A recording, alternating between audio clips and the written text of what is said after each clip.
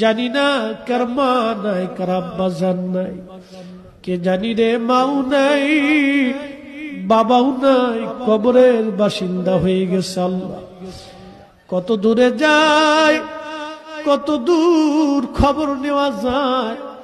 বাঁশ বাগানের নিচে, আম বাগানে, গোরস্থানে 3.5 হাত জমিনে মা ঘুমাইলো। কত বছর পার হয়, মাকে বলতে পারি না মা খাইছুনি।